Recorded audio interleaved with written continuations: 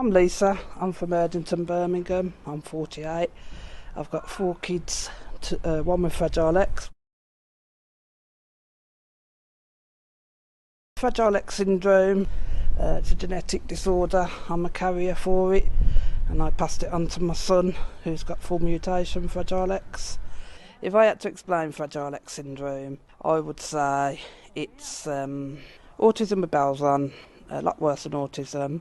Close to Down syndrome without the visible features. It's a lot of learning difficulties and violent behaviours, repetitive behaviours, damn hard work. Louis is my 4th child, so I didn't know about Fragile X until I had him, and it was when he was 18 months old, in fact, I found out.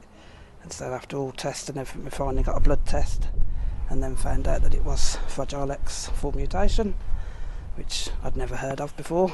I knew about autism and other things, but not Fragile X.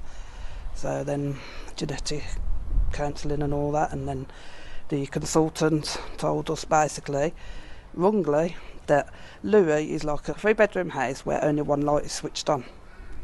So to me it was the end of the world, you know what I mean? I went through a grieving stage, we all do. It's like, what's the point of him being alive? If he's a cabbage, for want of a better word.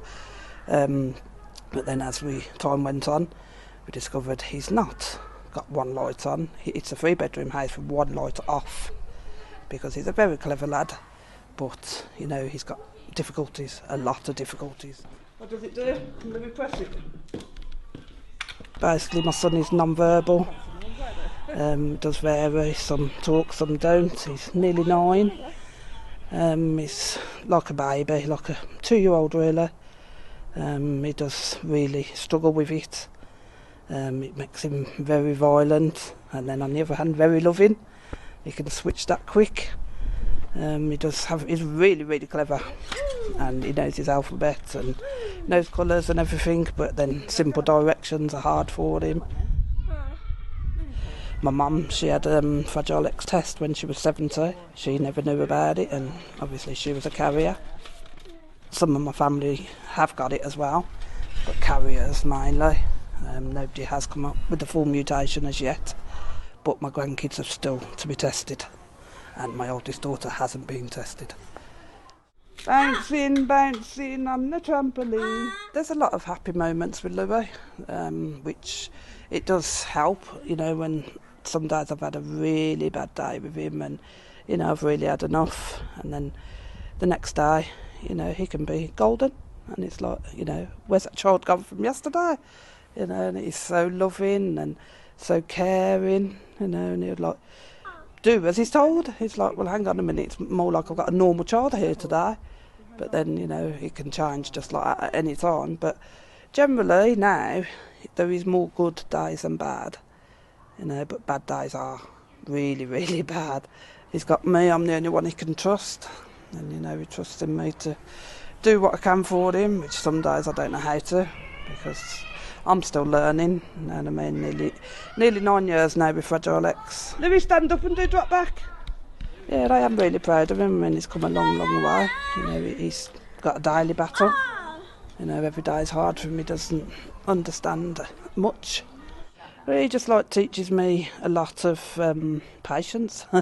And I've got a lot of patience anyway, luckily. And you've got to have with Fragile X, because it'll test the patience of a saint.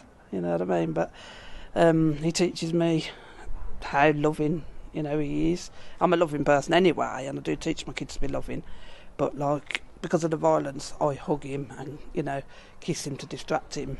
Teach him to be loving instead of hurting. So he is very loving, and then he comes up with new things every day. And, he's a quirky little character. He's got a sense of humour, you know what I mean? And he does laugh a lot, and he's got that infectious smile, you know what I mean? And it's he does teach you love, and he's just so clever. Things he comes out with, not verbally comes out with, but he does. And I know, his language. Signs yes, and says hot, hot, hot, which my mum taught him. And it's just the way he is.